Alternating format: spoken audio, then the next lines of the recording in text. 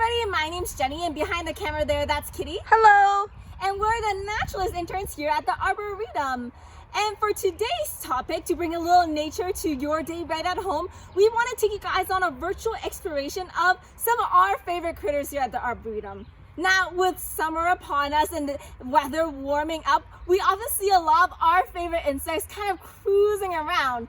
And those insects are dragonflies. So for today, we're going to be having a good look at a dragonfly and learning a little bit more about them.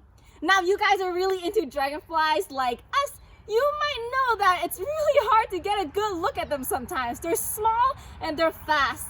So what we like to do when we're out exploring dragonflies is we catch them to have a closer look. And we can talk a little bit more about how we do that. But of course, one of the tools that we use is a net. So I have my net here. And when you're catching dragonflies, something to note is that when they're soaring around, they kind of do loops of the same space. So if you see a dragonfly chasing after it from a large distance, it's going to make it hard to catch because that dragonfly has amazing eyesight. It's going to see you coming and it's going to take off. What you can do though is if you stand really still in that dragonfly's area, if it flies off, it might loop around back in its track. And as it comes back around towards you, then you can take a swing at it with your net and try to catch it. And when catching insects, you of course want to be really careful. You want to hit the insect with the center of your net, not the rim, because if you swing with a lot of force, that can hurt the insect if you hit it with the rim of your net. So just something to be aware of. Now, let's say you're out outing or watching for dragonflies and you see this beautiful dragonfly skimming by, you swing it out of your net and you catch it in your net. Well, the next step of what you can do is you can turn your net over like this. So that way, the bulk of the net is lying flat, closed over the rim. That means whatever you caught can't get back out. And then you have the job of getting that dragonfly out of the net to have a good look at. So that's the second part of looking at these dragonflies when you're catching them. And there is actually a bit of a trick to this. If you've caught a dragonfly and you close the net off and you're wondering how to get that dragonfly out, I actually have a dragonfly in here right now that we're gonna try and get out. One thing to note is that with a lot of flying insects, their instinct is to fly up and away.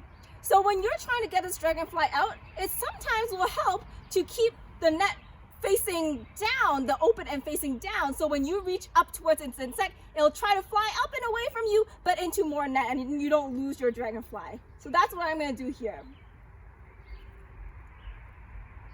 So let's see.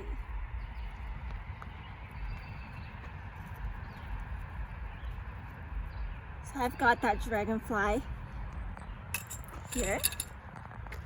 And of course, when you're holding a dragonfly, there's a couple of ways to do this too, so you're not hurting the insect. We never want to hurt the insect. And one of the ways is what I'm doing right now.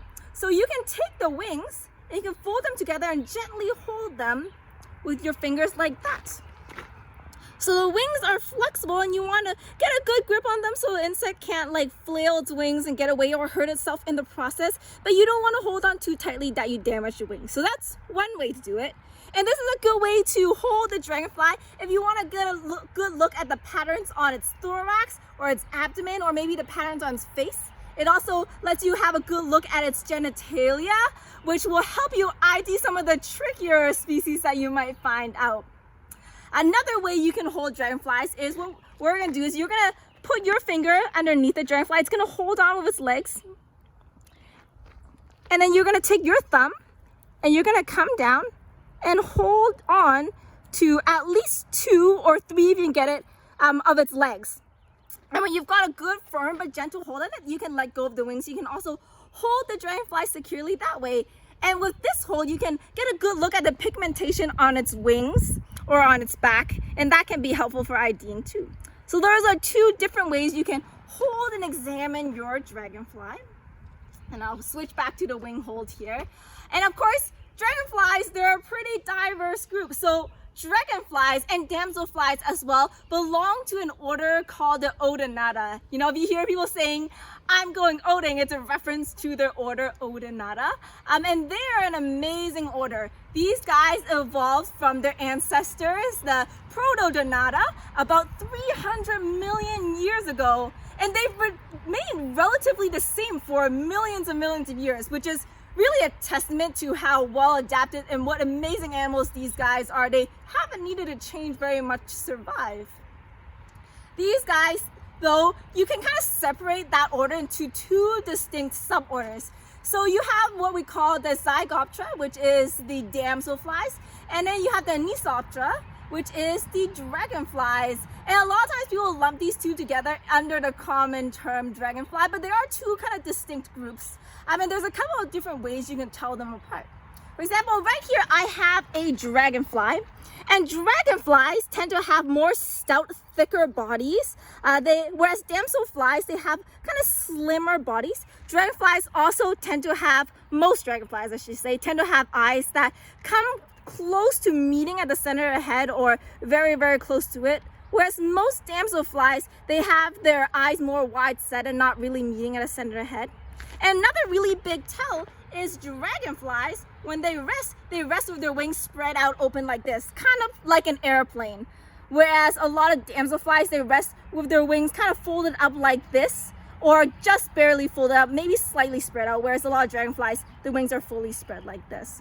So those are kind of the biggest ways to differentiate between the two when you're out in the field looking at some of these things. Of course, when nature makes rules, they also like to break them. So just so you guys know, there are some dragonfly species out there where their eyes don't meet on the top of their head, and there are some damselflies that have spread wings, conveniently called as spread-winged damselflies. So there's not a hard and fast rule, but those are good general rules for telling between a damselfly and a dragonfly. Yeah, for sure. So definitely a good thing to keep an eye out for.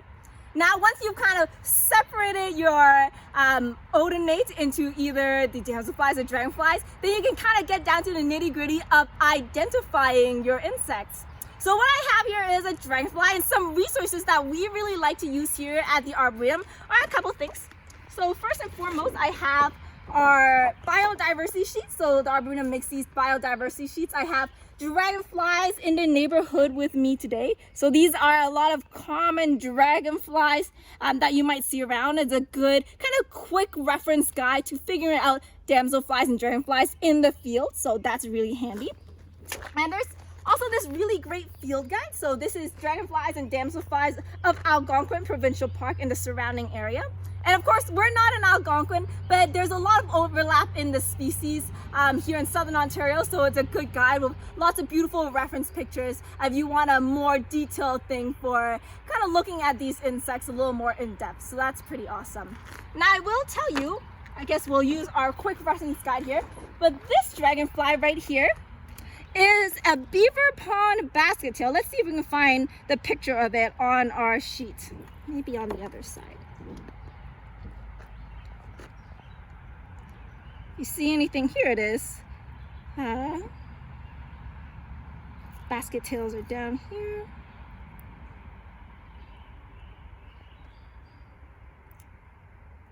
Well, here are the other basket tails. Here's common basket tail and prince basket tail. And they can look very similar. They belong to the same family, which is the emeralds. So they have the same kind of general shape and stuff. But this is a beaver pond basket tail. And you guys will be able to see that these guys have kind of a fuzzy thorax over here with some yellow markings, some yellow lines.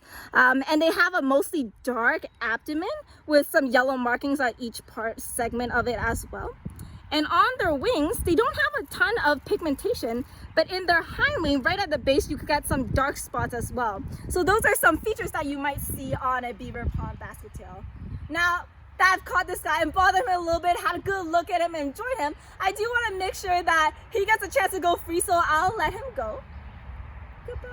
Oh, well, he might want to hang out a little bit and just kind of get over the little ordeal we've had, but we'll give him a couple of minutes to kind of hang out and make his way off my hand. But I might pass things over to Kitty to tell you guys a little bit about some natural history. Yeah, so in my hand here, I have another beaver pond basket tail. These are one of the earliest flying dragonflies we have here in Southern Ontario, so they're all over the Arboretum right now, which is fantastic. But these guys and all other dragonflies, they are lean, mean killing machines. They are fantastic hunters, and they love to hunt in the sky. These guys love to eat all sorts of different insects, which is really great for us because that means they love to devour all those mosquitoes that like to come out in the warmer months as well.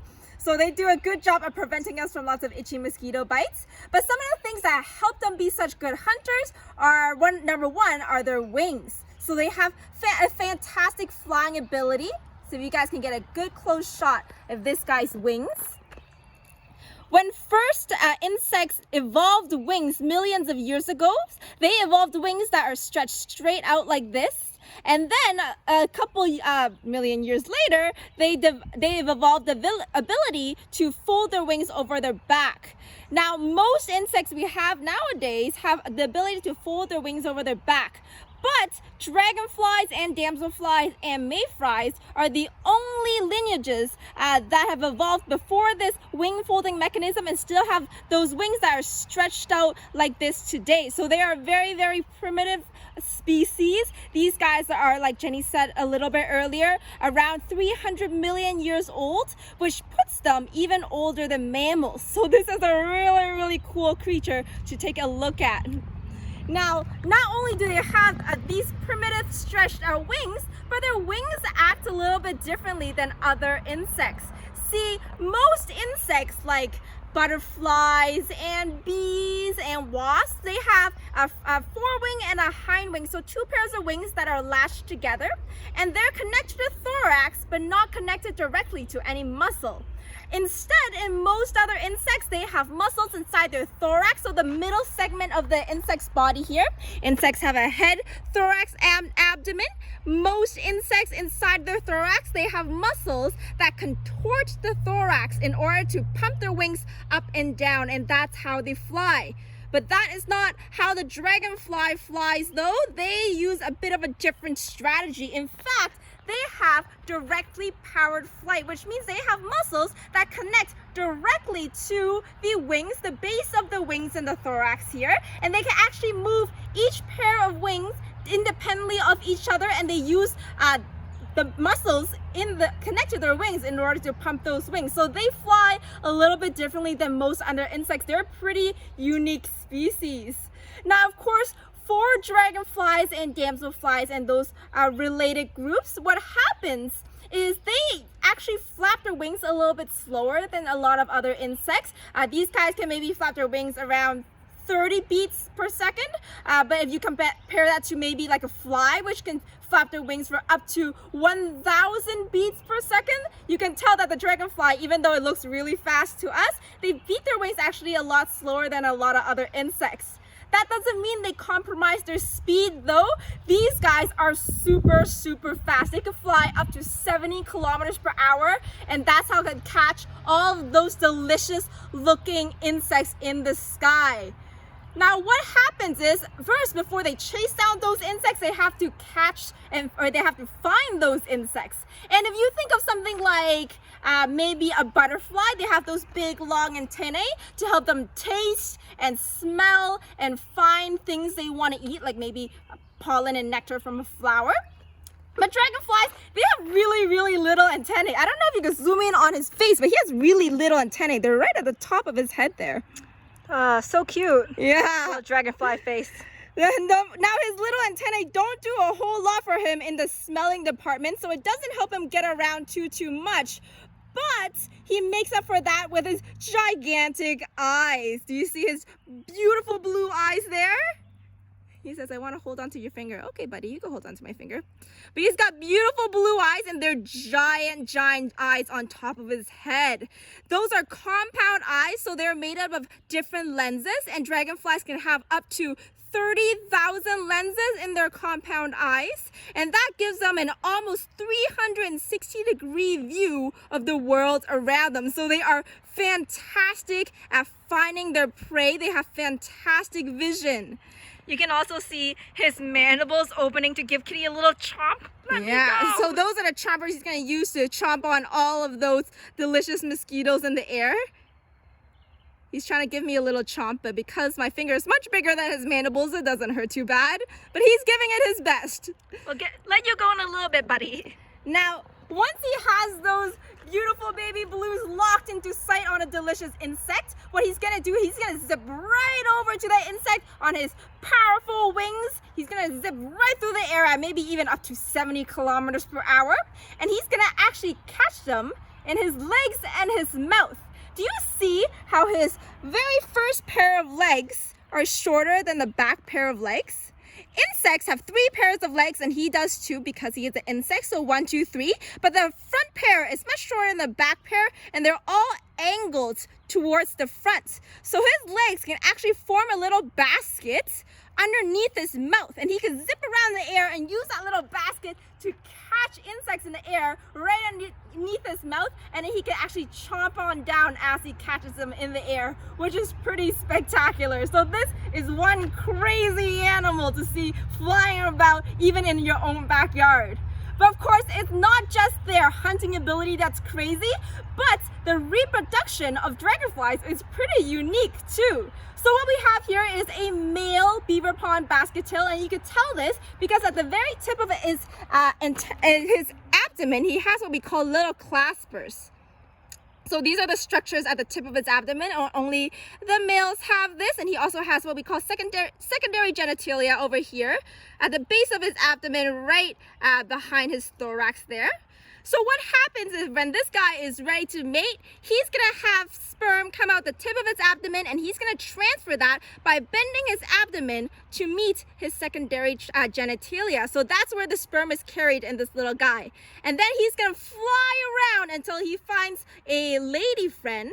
And what he's gonna do is once he finds a lady friend, he's gonna fly in above her and use his claspers to clasp on down behind her head. Now, each different species of dragonflies has differently shaped claspers, and they fit into the female, into grooves in the female very, very specifically. They act kind of like a lock and key. So this species of dragonfly can't just clasp down on another species. They have to find the same species in order for his claspers to fit into her grooves. But what he's gonna do is he's gonna find a nice beaver pond basket-tail lady. He's gonna clasp her behind the head with his claspers, and then that female is then going to bring her abdomen, the tip of her abdomen, up and touch it to his secondary genitalia, and that is how he transferred his sperm to her. And of course, when they're doing this, they look like they're in a circle. So that's actually what we call a wheel formation. If you see dragonflies flying around later this summer in that wheel formation, you know exactly what they're doing. You know to leave them alone, give them some privacy. Yeah, you want to know not to bother them too much. But once they are done mating, sometimes the male will just up and leave in some species. Other species, they'll hang around to guard the female, make sure no other male comes along to steal his lady. And then that female is gonna go along and find a nice body of water and dip her abdomen in to lay her eggs. And her eggs actually hatch in the water. Dragonflies, when they're young, they don't look anything like this. They don't have wings, and they're actually aquatic. They live underwater, and they're gonna live in the water, and they're predators as well. So they eat all sorts of other things until they grow big enough to climb out of the water, molt out of their nymphal stage, and they're gonna pop out with these beautiful wings. They're gonna pump out their wings and fly around and begin the cycle all over again. So that is pretty fantastic, and that is just a little snippet into the life of a dragonfly like this beaver pond basket-tail right here, which is pretty cool. Now, I think we are going to let this guy go, and we're going to have him maybe find a special lady friend so he could continue on with his life. Are you ready? Okay, ready. 1, 2, 3. Oh, he's sticking around too. He's sticking around too. Maybe he thinks this is a good perching spot before he warms up enough to make his grand escape. Well, we'll let him hang out there as long as he wants then, I guess. But thanks for joining us this week, and we'll see you guys next week.